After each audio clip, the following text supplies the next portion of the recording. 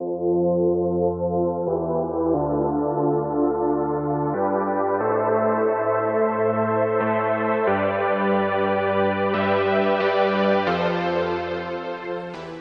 there, it's Stephanie Shea, Chief Astrologer for janspiller.com with your monthly horoscope.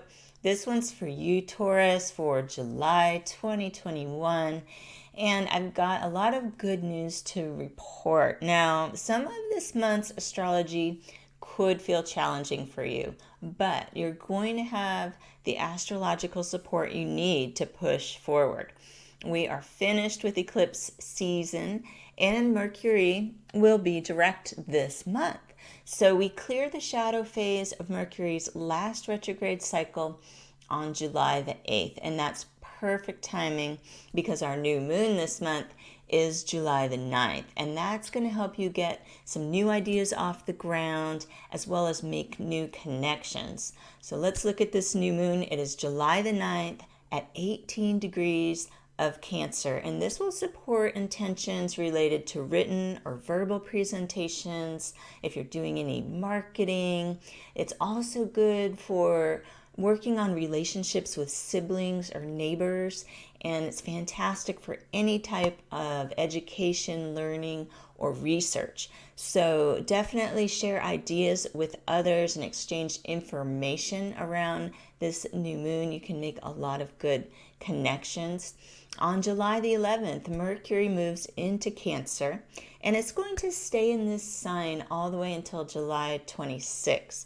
And this astrology is also so good for networking, connections. I would definitely say anything to do with writing, advertising, marketing, that type of thing. It's really supporting maybe some of the goals you state at the new moon, and your communications could involve helping others feel more secure or stating your needs to others. There's definitely an emotional flavor to Mercury in Cancer, speaking to people's emotional needs, even if it doesn't necessarily have to do with emotion. You can see between the lines and notice what people are really looking for and help them feel more at ease, whether it's a business situation or a personal situation. Now, you'll have to balance logic with emotion, definitely, when weighing decisions. And I would say that a gut feeling you get will probably override what you might think looks good on paper. Intuition is super strong this month under Mercury in Cancer. So we're going to experience a very romantic Mars and Venus conjunction in the sign of Leo on July the 13th. These are the two relationship planets, and they're coming together, helping us to find some balance in partnership. It's really good for being loved for who we are. Tauruses who are born around May 10th of any year, or people with around 19 degrees of Taurus rising, could feel this conjunction the most. Now, this could be a time of excitement in your relationships, and you might also feel the need to balance the energy with a potential or future partner. Maybe something feels a little bit off. Have you been overgiving, or do you realize your partner has been carrying more of the weight and it's time for you to step up? Something like this. Even people single will probably feel this conjunction because it is sort of the reset for relationships. These planets only go conjunct about every 2 years, and so this is a time to vision, to picture what you might want in a future relationship if that's something you're looking for. And I would say keep an eye out for ego-driven motivations that might be disrupting your ability to either give or receive love. Leo is such a romantic sign. However, if it gets out of balance, there can be that sense of pride that can prevent you from actually opening up and being more vulnerable to others.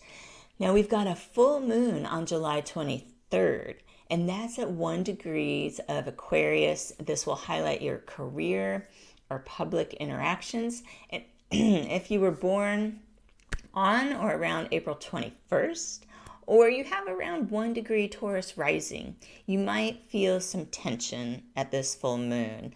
It's actually making a square to your sun or your rising sign.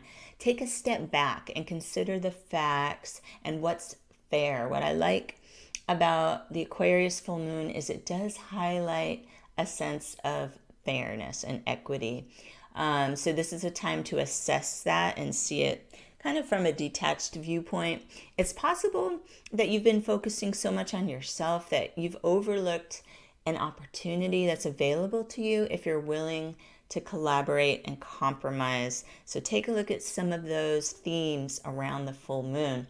Now, on July 28th, Jupiter is going to re-enter the sign of Aquarius. We kind of had a little sneak preview of Jupiter that moved into the early degrees of Pisces. However, Jupiter is currently retrograde. So it re-enters Aquarius July 28th, finishing up its journey through this sign before it moves for longer term into Pisces at the end of the year.